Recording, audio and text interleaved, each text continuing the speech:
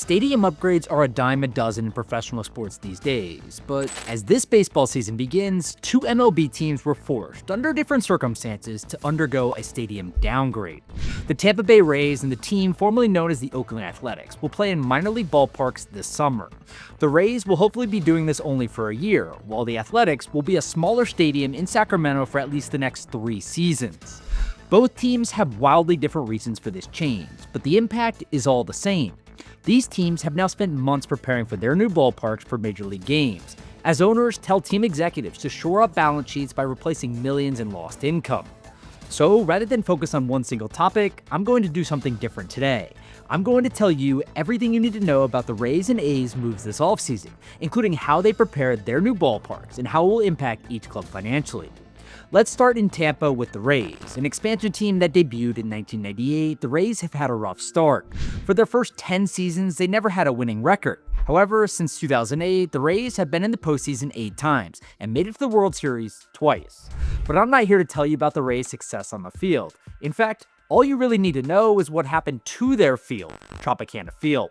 In case you don't remember, back in October, Hurricane Milton and its 120-mile-per-hour winds wreaked havoc on Tropicana Field, tearing the fiberglass roof off the stadium and leaving the Rays with no choice but to find a temporary home for the 2025 season. Some people initially said that the Rays should play home games at Tropicana Field with the roof off, but things weren't as simple as you might think, not having a roof.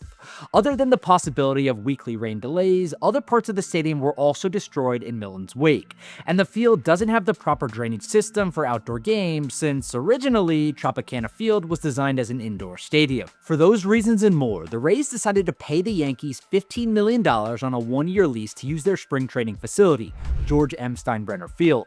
While the stadium recently underwent $50 million in upgrades, it still only seats about 10,000 fans, well below Tropicana Field's 25,000 seat capacity, as well as the Rays' 2024 home average of 16,500 fans. So, even after accepting the lower seating capacity, the Rays still had to spend considerable time preparing the Yankees spring training stadium for regular season games. This process started months ago when the Rays sent 6 of their 8 groundskeepers to work Grapefruit League games at Steinbrenner Field. The idea was to have Rays employees shadow Yankees employees, learning everything from how to operate the irrigation system, pulling out the tarp, since the Rays don't really use one at Tropicana Field. But that was the easy part. The hard part came about 3 weeks ago, on Sunday, March 23rd at 5 p.m. when the Yankees wrapped up their last home game before handing the keys over to the Rays. That left the Rays just 4 days to turn everything over before the team's opening day game. This required all hands on deck, gathering 80 Rays employees and over 50 contractors from 5 different companies to work all day and all night on the transformation process. The Yankees had one major rule for the makeover. The Rays were not allowed to touch the 600-pound bronze statue of late Yankees owner George Steinbrenner in front of the stadium's main entrance. Other than that, though, the Rays were free to redecorate as they pleased, and boy, was there a lot of redecorating needed to be done. This meant replacing all of the Yankees logos and signage spread throughout the stadium. Yes, all of them. On the ceiling of the clubhouse, on the outside of the building, and dozens more. But there were still plenty of things left to do on their list. They also had to install a humidor room for baseballs in between the dugouts. They had to replace sponsors on the outfield wall, as well as improving the cable and broadcast infrastructure to meet regular season demands. And need I remind you, they only had 4 freaking days to get it all done. Despite the Rays' temporary stadium situated about 20 miles northeast of Tropicana Field, many of the team's players got new rental homes for the season to make their commute more manageable. And despite going from a major league ballpark to a minor league stadium, the Rays lucked out because the Yankees' new $50 million renovation turned it into a world-class venue. In fact, Steinbrenner Field is actually nicer than Tropicana Field in a lot of ways. There's a 2-story weight room with 4 batting cages, a kitchen with a full-time staff for made-to-order meals, a 2,400 square foot picnic patio with 18 tables, and a player's lounge fitted with an arcade, a ping pong table, and even a barbershop. So yeah, it's not like the Rays are really roughing it. They will, however, have to deal with the financial impact of finding new ways to make up the money that they'll lose in ticket revenue, concession, parking, and in-stadium merchandise sales. But MLB Commissioner Rob Manfred is doing his best to make a bad situation just a little bit more manageable. To accommodate Florida's summer heat and heavy rain, the league adjusted the Rays schedule so first pitch times for June games were moved from 7:05 p.m. to 7:35. In addition, Tampa will play 37 of its first 54 games at Steinbrenner Field this season, including 19 of its first 22 games.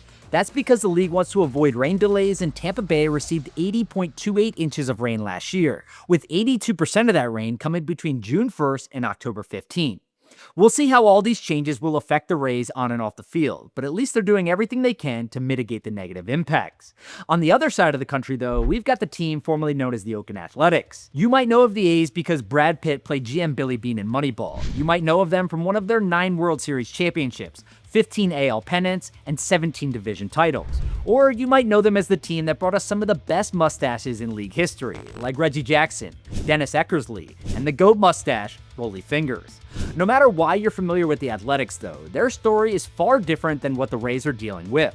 Unable to figure out a new stadium in Oakland after 57 seasons, the Northern California club opted to go the way of the Raiders and relocate the franchise to Las Vegas. However, the team needed a temporary home to play in while they finalized the stadium deal in Sin City, so they brokered a deal in Sacramento for 3 seasons with an option to extend to a 4th. For the foreseeable future, the A's will now play home games at Sutter Health Park, home of the Sacramento River Cats, the AAA minor league affiliate team of the San Francisco Giants. Unlike the Rays, though, who have Steinbrenner Field all to themselves this year, the A's will be sharing their temporary home with the aforementioned River Cats. This means Sutter Health Park will be pretty damn busy this season, hosting over 150 games, an average about 1 game per day for the next 5 to 6 months. Sacramento's minor league stadium has 14,000 seats, which is, let's say, just a little bit smaller than the Oakland Coliseum's capacity of 47,000.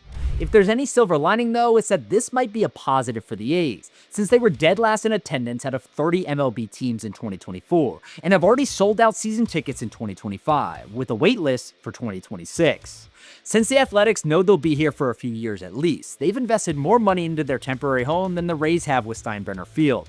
This includes a new 2-story clubhouse behind the left field wall, complete with a cafeteria, weight room, a recovery center with hot and cold tubs, an infrared sauna, and cryotherapy chambers. The A's also renovated the stadium's hitting tunnels, expanded the dugouts and bullpens, as well as installing a video board, 2 times the size of the one already installed. While all of that is nice and probably necessary, it's still a minor league stadium, and in many ways it still feels like it. You could point to the scoreboard outage that took place in the first inning of opening night, or the lack of a tunnel connecting the clubhouse to the dugouts, forcing players to go through a left field gate.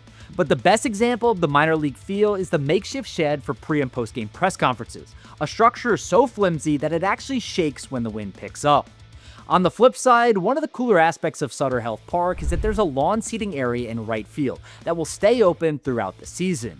But while the A's might consider this an upgrade compared to the Oakland Coliseum, not everyone is happy with their new digs. Mostly visiting players left stuck in the league's smallest clubhouse. Cubs veteran reliever Ryan Brazier told USA Today Sports, quote, "I think it's so stupid that we have to play at a AAA stadium when they have maybe not a perfectly good ballpark in Oakland, but a big league ballpark. I would have much rather played in Oakland than Sacramento, but I guess it doesn't really matter what we think." End quote. The A's probably won't see much of a decline in revenue this year, given they'll sell about the same number of tickets, but they still need to figure out a stadium in Las Vegas. Their lease in Sacramento ends in 4 years, and if construction doesn't start in the desert later this year, people will begin to question their plan. So whether you're a fan of the Rays or the A's, or one of those people who likes to visit every MLB ballpark, just know things are going to look a little bit different for those teams this season.